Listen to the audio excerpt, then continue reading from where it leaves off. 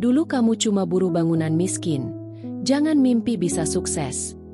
Begitulah cemoohan yang sering diterima Yadi, seorang pemuda desa yang bekerja sebagai buruh bangunan. Meski ia rajin dan jujur, hidupnya penuh hinaan dari orang-orang sekitarnya. Tak kuat dengan perlakuan itu, ia akhirnya memutuskan merantau ke Arab Saudi. Siapa sangka, takdir berkata lain. Dari seorang buruh rendahan, ia diangkat menjadi mandor dan bahkan dijodohkan dengan seorang janda kaya di Arab. Bagaimana kisah perjuangan Yadi? Baca sampai habis. Siapkan tisu karena kisah ini akan menguras air mata. Assalamualaikum warahmatullahi wabarakatuh. Teman-teman, semoga kalian semua dalam keadaan sehat dan diberkahi rezekinya. Kali ini kita akan menceritakan kisah yang penuh inspirasi dan haru. Jangan lupa like, komen, dan subscribe agar kalian tidak ketinggalan kisah-kisah menarik lainnya. Di sebuah desa kecil yang terletak di pelosok Jawa Tengah, hiduplah seorang pemuda bernama Yadi. Ia adalah anak sulung dari seorang janda tua bernama Maksiti. Ayahnya telah meninggal sejak ia masih kecil, meninggalkan beban berat di pundak ibunya untuk membesarkan dan mendidiknya seorang diri. Hidup mereka jauh dari kata berkecukupan. Rumah mereka hanya gubuk reot dengan dinding bambu yang sudah mulai lapuk, sementara atapnya sering bocor ketika hujan turun. Setiap pagi, Yadi berangkat bekerja sebagai buruh bangunan di kota kecil yang berjarak beberapa kilometer dari desanya. Dengan tubuh yang penuh keringat, ia mengangkat batu bata, mencampur semen, dan memasang batako untuk membangun rumah orang lain. Tapi, ironisnya, ia sendiri bahkan tidak memiliki rumah yang layak. Di desa itu, orang-orang lebih menghargai mereka yang memiliki harta. Yadi yang hanya seorang buruh kasar sering dipandang sebelah mata. Setiap kali ia melewati warung kopi di pinggir jalan, para lelaki yang duduk di sana selalu melontarkan ejekan kepadanya. Yadi, sampai kapan kau mau terus jadi buruh? Apa kau tidak bosan hanya mengangkat batu setiap hari? Tanya Pak Mamat, seorang pria parubaya yang dikenal suka mengomentari kehidupan orang lain. Kalau kau kerja seperti itu terus, kapan kayanya? Lihat anak Pak Lurah, baru saja buka usaha di kota, sekarang sudah punya motor baru. Tambah yang lain, sambil tertawa. Yadi hanya tersenyum kecil dan menunduk. Ia tidak membalas ucapan mereka, karena ia tahu bahwa apapun yang dikatakannya tidak akan mengubah cara mereka memandangnya. Ia hanya bisa menelan hinaan itu dalam diam, meskipun hatinya perih. Namun bukan hanya para tetangga yang meremehkannya, teman-temannya sendiri pun sering mengejeknya. Sejak kecil, Yadi memiliki sahabat bernama Joni, yang kini bekerja sebagai pegawai di kantor desa. Dulu, mereka sering bermain bersama, saling berbagi mimpi tentang masa depan. Namun, seiring berjalannya waktu, Joni mulai menjauhinya karena merasa derajatnya lebih tinggi. Suatu sore, saat Yadi sedang duduk di pinggir jalan menikmati sisa waktu sebelum pulang, Joni dan beberapa teman lainnya datang menghampirinya. "Bro, masih kerja jadi buruh bangunan? Bukannya aku mau merendahkan ya, tapi kau ini nggak bosan hidup susah?" kata Joni dengan nada meremehkan. "Iya, lihat kami. Aku sekarang kerja di kantor desa, gaji lumayan, dapat seragam, dihormati orang. Kalau kamu pulang kerja badan bau keringat, tangan kasar, belum tentu dapat bayaran besar," tambah salah satu temannya. Yadi hanya tertawa kecil, meskipun hatinya sesak. "Aku memang cuma buruh bangunan, tapi aku nggak mencuri, nggak merugikan orang lain. Aku kerja halal, yang penting cukup buat makan aku dan ibu," katanya dengan nada tenang. Namun Joni hanya menggelengkan kepala. "Terserah kau, Yadi. Hidupmu ya hidupmu. Tapi jangan salahkan orang kalau nanti kau tetap miskin sampai tua," katanya sebelum pergi, meninggalkan Yadi sendiri dalam lamunan panjang. Tapi bukan hanya tetangga dan teman-temannya yang meremehkan. Bahkan gadis yang ia cintai pun memilih meninggalkannya karena status ekonominya. Sejak kecil, Yadi menyukai seorang gadis bernama Sinta, anak seorang pedagang kaya di desanya.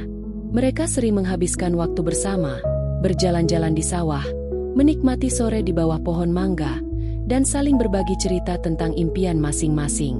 Yadi mencintai Sinta dengan tulus, Dan ia berpikir bahwa cinta tidak akan terpengaruh oleh harta. Tapi kenyataan berbicara lain. Suatu hari, Yadi memberanikan diri untuk menemui Sinta dan mengungkapkan isi hatinya.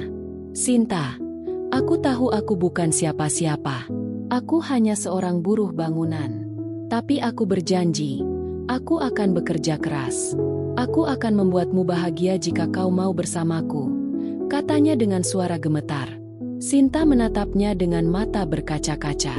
Ia menggenggam tangan Yadi sebentar sebelum akhirnya melepaskannya perlahan. "Yadi, aku tahu kau orang baik.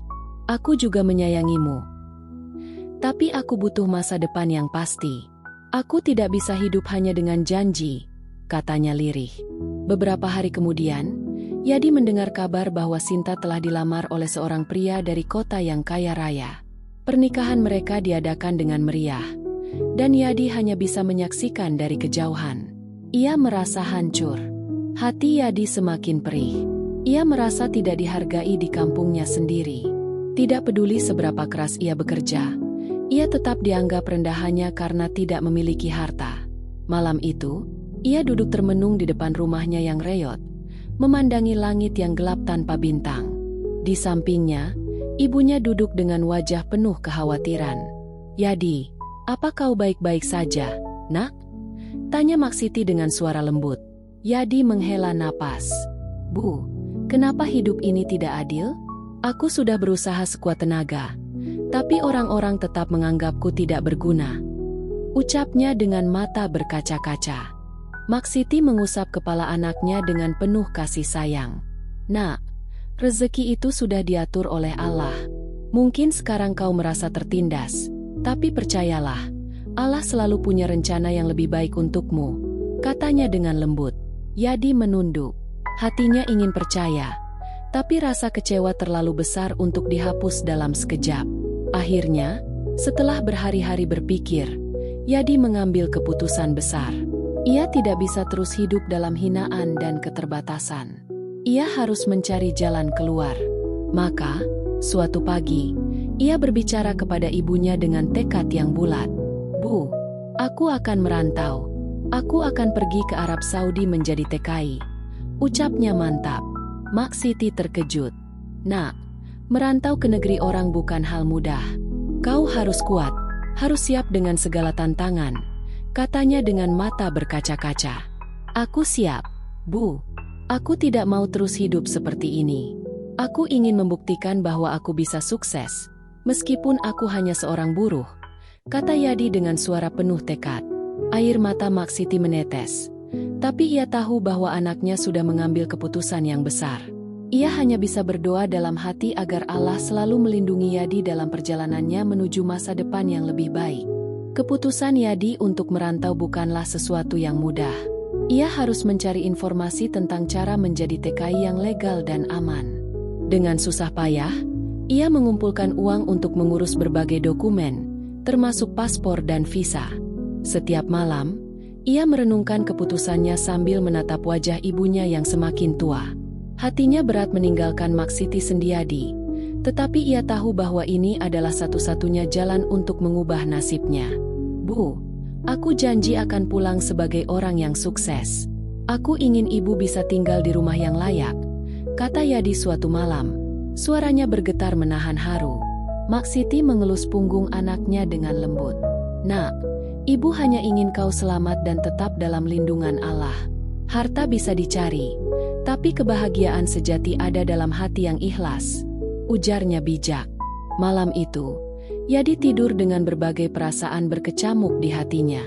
Ia takut, ia cemas, tetapi juga penuh harapan.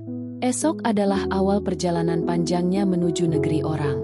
Beberapa hari kemudian, Yadi akhirnya berangkat ke Arab Saudi bersama sekelompok tenaga kerja lainnya.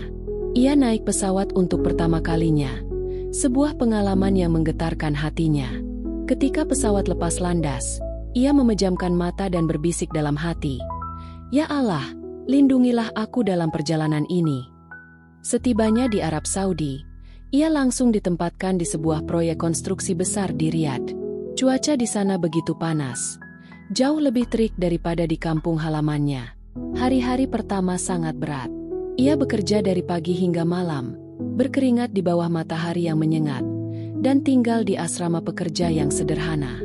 Yadi, kau kuat juga ya? Aku lihat kau kerja nggak pernah mengeluh, kata Jeffrey, salah satu rekan kerjanya yang sudah lebih lama bekerja di sana. Yadi tersenyum samar. Aku harus kuat, Jeff. Aku punya mimpi yang harus kukejar. Waktu berlalu, dan Yadi mulai dikenal sebagai pekerja yang rajin dan bertanggung jawab.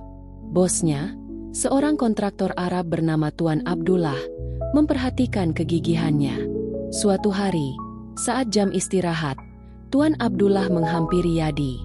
Yadi, saya melihat kamu bekerja dengan sangat baik. Kamu berbeda dari pekerja lain. Apa kamu mau menjadi mandor di proyek ini? Tanyanya dalam bahasa Arab yang terbata-bata. Yadi terkejut. Mandor, Tuan? Saya tidak pernah membayangkan itu, ujarnya dengan mata melebar. Kamu layak mendapatkannya. Saya butuh seseorang yang bisa diandalkan, kata Tuan Abdullah sambil menepuk bahunya. Hati Yadi bergetar. Ini adalah titik balik dalam hidupnya. Dari seorang buruh bangunan biasa, kini ia mendapatkan tanggung jawab yang lebih besar. Sejak menjadi mandor, hidup Yadi mulai berubah. Gajinya naik drastis, dan ia bisa mengirim lebih banyak uang ke ibunya di kampung. Maksiti menangis bahagia saat menerima kabar itu. Alhamdulillah, nak, ibu selalu mendoakanmu, ucapnya dalam telepon. Namun, keberuntungan Yadi tidak berhenti di situ. Suatu hari, Tuan Abdullah mengundangnya ke rumahnya untuk makan malam. Di sana, ia bertemu dengan seorang wanita bernama Laila, janda dari saudara Tuan Abdullah. Laila adalah wanita yang baik dan penuh kelembutan. Yadi, kau pekerja keras dan berhati baik. Aku ingin menjodohkanmu dengan Laila, jika kau bersedia, ujar Tuan Abdullah. Yadi terdiam, hatinya campur aduk. Ini adalah hal yang tidak pernah ia bayangkan sebelumnya. Setelah banyak pertimbangan dan istiharah, Yadi menerima lamaran itu. Pernikahan sederhana namun penuh berkah dilangsungkan di rumah Tuan Abdullah. Laila, yang awalnya hanya sosok asing baginya, kini menjadi pasangan hidupnya. Aku bahagia bisa bersamamu. Yadi, aku tahu kau pria yang tulus dan pekerja keras, kata Laila di malam pernikahan mereka. Aku akan menjagamu dan membahagiakanmu, jawab Yadi penuh keyakinan. Hidupnya yang dulu penuh hinaan dan penderitaan kini berubah. Ia bukan lagi pemuda miskin yang diremehkan di kampung. Ia telah membuktikan bahwa kerja keras dan ketulusan hati bisa membawa keberuntungan yang tidak terduga. Namun, meskipun kini hidupnya berubah, ia tidak pernah melupakan akar dan ibunya di kampung.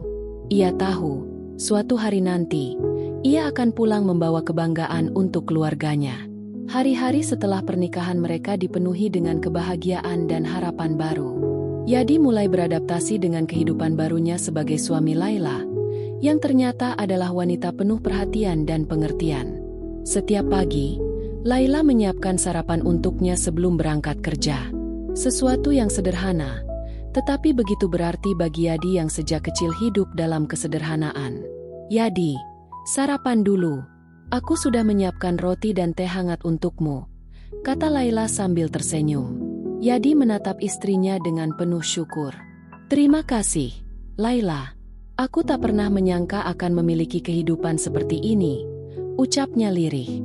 Laila menggenggam tangannya lembut. Allah telah menakdirkan segalanya.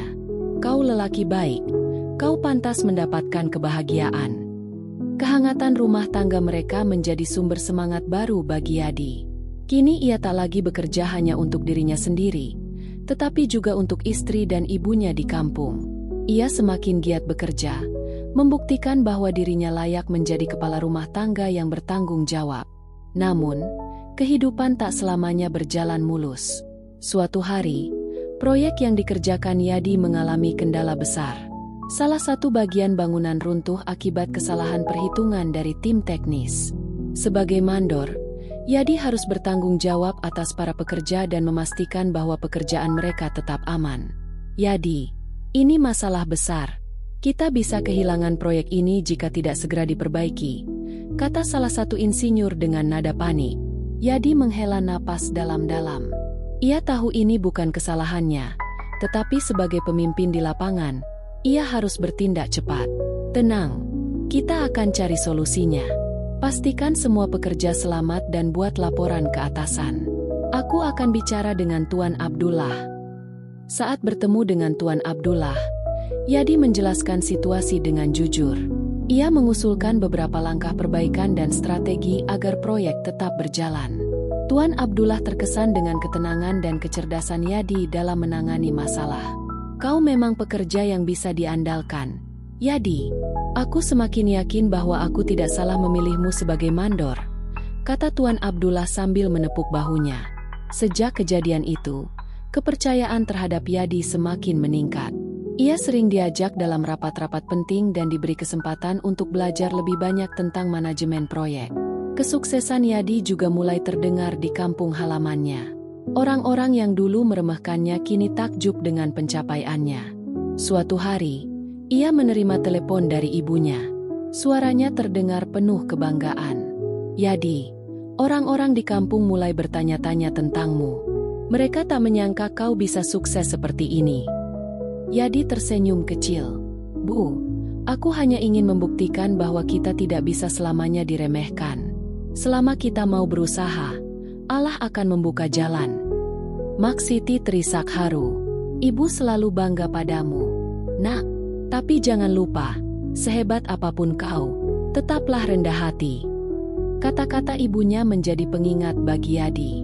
Ia berjanji dalam hati bahwa kesuksesannya tidak akan membuatnya lupa diri.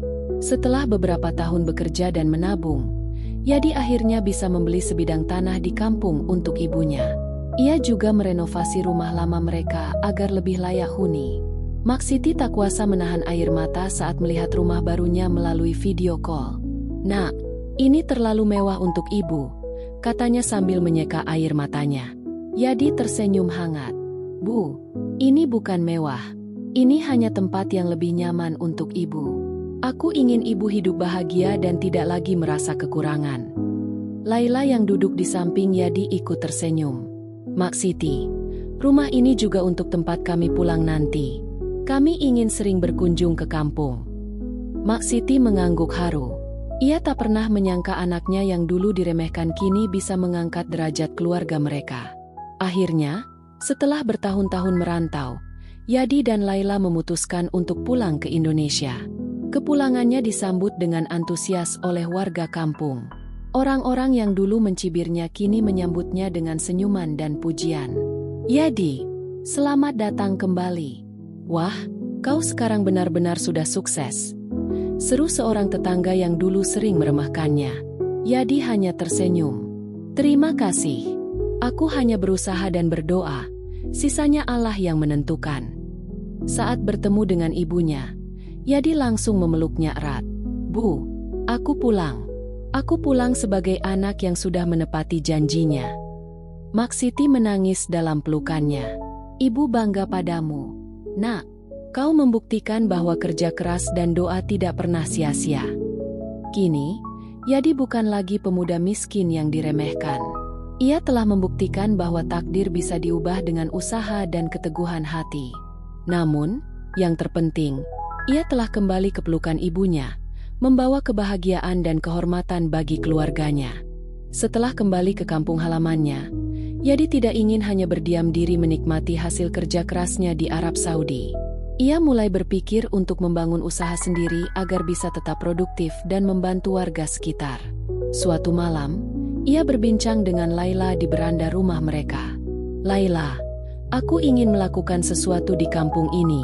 Aku tak ingin hanya dikenang sebagai mantan TKI yang sukses, tapi aku ingin meninggalkan sesuatu yang bermanfaat bagi banyak orang, kata Yadi dengan penuh tekad. Laila menatap suaminya dengan kagum. Itu ide yang bagus. Yadi, apa yang kau pikirkan?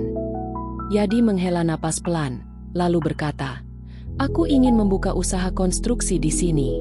Dengan pengalaman yang kudapat selama bertahun-tahun di luar negeri, aku bisa membantu membangun rumah yang layak bagi warga yang kurang mampu. Laila tersenyum dan menggenggam tangan suaminya. Aku akan selalu mendukungmu. Aku yakin kau bisa melakukannya. Yadi mulai bergerak cepat. Ia menggunakan sebagian tabungannya untuk membeli alat dan bahan bangunan, lalu merekrut beberapa pemuda kampung sebagai pekerja.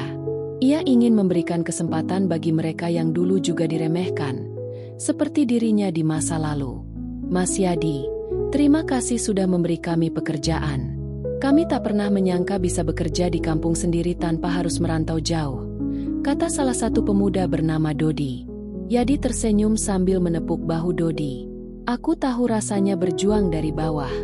Aku ingin kalian juga punya kesempatan untuk sukses tanpa harus meninggalkan keluarga. Hari demi hari, usaha Yadi semakin berkembang.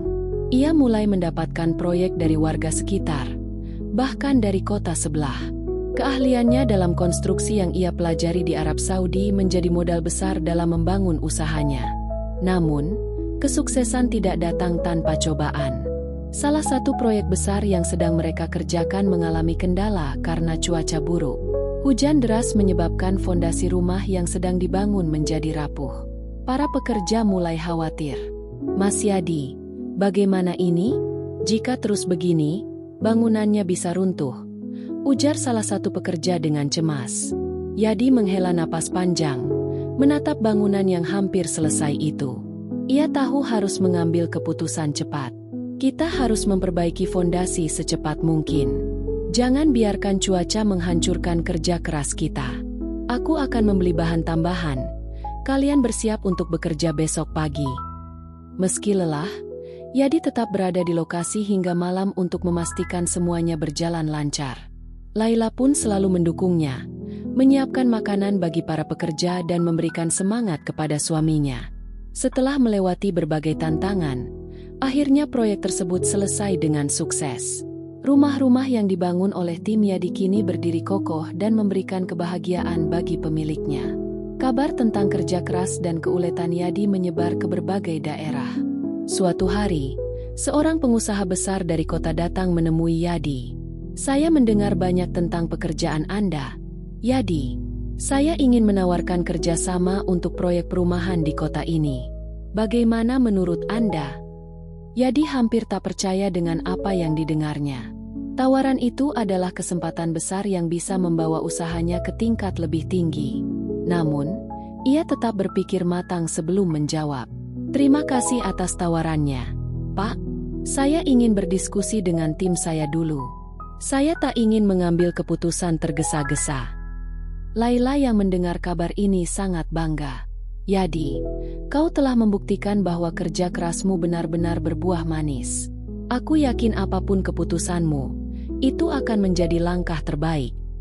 Pada akhirnya, Yadi menerima tawaran kerja sama itu.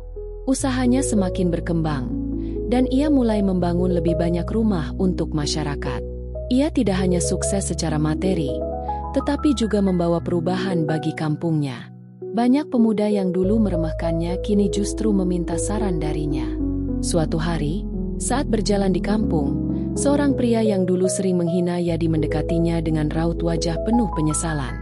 Yadi, aku ingin meminta maaf. Dulu aku meremehkanmu, tapi kini aku sadar, kau memang luar biasa. Yadi tersenyum dan menjabat tangan pria itu. Tak perlu minta maaf.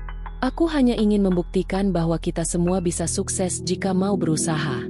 Yang penting sekarang, kita maju bersama. Kini, Yadi bukan hanya seorang pemuda yang pernah diremehkan. Ia telah menjadi inspirasi bagi banyak orang, membuktikan bahwa takdir bisa diubah dengan kerja keras, ketekunan, dan doa. Ia telah menemukan kebahagiaannya, bukan hanya dalam kesuksesan, tetapi juga dalam memberikan manfaat bagi sesama. Itulah kisah inspiratif dari Yadi. Bagaimana menurut kalian? Jangan lupa like, komen, dan subscribe agar tidak ketinggalan kisah menarik lainnya.